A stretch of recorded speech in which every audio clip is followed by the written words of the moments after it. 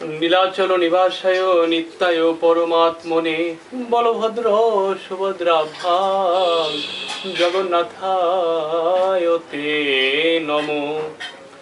শ্রীমদ্ ভাগবত তৃতীয় স্কন্দ স্থানম, তৃতীয় অধ্যায় বৃন্দাবনের বাইরে ভগবানের লীলা বিলাস, শ্লোক 21। ইমম লুকম অমুম চ এব রময়ন সুতরাম যদুন রেমে খন দয়ায় দত্ত খন শ্রীখন সৌরিদ। ইমম এই লুকম পৃথিবী, অমুম এবং অন্যান্য লোকচ ও এব নিশ্চয় রময়ন আনন্দদায়ক, সুতরাং বিশেষ রূপে যদুন যদুগণ রেমে উপভোগ করেছিলেন ক্ষণদয়া রাত্রে দত্ত প্রদত্ত ক্ষণ অবকাশ শ্রী রমণীদের সঙ্গে। ক্ষণ দাম্পত্য প্রেম, সৌহৃদ সৌহৃদ বন্ধুত্ব। অনুবাদ: ভগবান শ্রীকৃষ্ণ এই পৃথিবীতে এবং অন্যান্য লোকে, উচ্চতর দিব্যলোকে, বিশেষ করে যাদবদের সঙ্গে তার লীলাসমূহ উপভোগ করেছিলেন। রাত্রে অবসর সময়ে তিনি তার পত্নীদের সঙ্গে সৌহার্দ্যপূর্ণ দাম্পত্য প্রেম উপভোগ করেছিলেন। তাৎপর্য: ভগবান শ্রীকৃষ্ণ এই জগতে তার শুদ্ধ ভক্তদের সঙ্গে আনন্দ উপভোগ করেছিলেন। যদিও তিনি হচ্ছেন পরমেশ্বর ভগবান এবং সব রকম জড় আসক্তির অতীত, তবুও তিনি এই পৃথিবীতে তার শুদ্ধ ভক্তদের প্রতি গভীর অনুরাগ প্রদর্শন করেছিলেন। ভগবানের এই অনুরাগ স্বর্গের সেই সমস্ত দেবতাদের প্রতিও ছিল যারা হচ্ছেন প্রকৃতির বিভিন্ন বিভাগে শক্তিশালী নির্দেশক।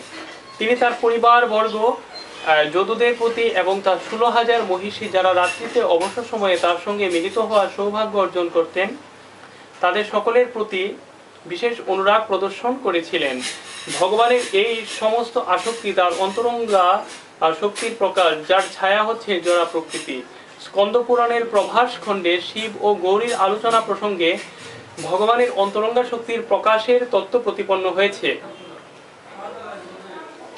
সেখানে উল্লেখ করা হয়েছে যে তিনি হংস চিন্ময় পরমাত্মা এবং সমস্ত জীবের পালনকর্তা হওয়া সত্ত্বেও 16,000 গোপিকাদের সঙ্গে মিলিত হয়েছিলেন। এই 16,000 গোপী হচ্ছেন 16 প্রকার অন্তরঙ্গা প্রকৃতির প্রকাশ। দশম স্কন্ধে সেই বিষয়ে বিস্তারিতভাবে বিশ্লেষণ করা হবে। সেখানে বর্ণনা করা হয়েছে যে শ্রীকৃষ্ণ ঠিক চন্দ্রের মতো এবং তার অন্তরঙ্গা শক্তি রূপিণী গোপিকারা সেই চন্দ্রের চতুর্দিকে অবস্থিত তারকাবলীর মতো। শ্লোক 22। তস্য এবং রমমানস্য সংবৎসর গণান বহুন গৃহ মেধেষু যুগেষু বিরা সমজায়ত। তো তস্য তার এবং এইভাবে রমমানস্য আনন্দে ক্রীড়াশীল সংবৎসর বহু বছর গণান বহুন অনেক গৃহ মেধেষু গৃহস্থ জীবনে যোগেষু কাম ভোগপূর্ণ জীবনে বিরাগ অনাসক্তি সমজায়ত জাগ্রত হয়েছিল। অনুবাদ: এইভাবে ভগবান বহু বছর গৃহস্থ জীবনে প্রবৃত্ত ছিলেন। তারপর প্রপঞ্চে প্রকটিত গৃহস্থ সুলভ ক্ষণভঙ্গুর কামভোগের জীবন থেকে অবসর গ্রহণ করার বাসনা তার পূর্ণরূপে প্রকাশিত হয়েছিল। তাৎপর্য: যদিও ভগবান কখনো কোনো প্রকার জড়জাগতিক যৌন জীবনের প্রতি আসক্ত নন, তবুও সারা জগতের গুরুরূপে তিনি কিভাবে গৃহস্থ রূপে জীবনযাপন করতে হয় সেই শিক্ষা দেওয়ার জন্য বহু বছর ধরে গৃহস্থ আশ্রমে অবস্থিত ছিলেন।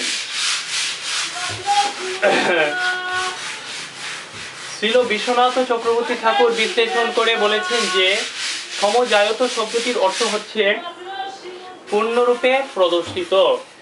এই পৃথিবীতে তার সমস্ত কার্যকলাপের মাধ্যমে ভগবান তার অনাসক্তি প্রদর্শন করেছেন।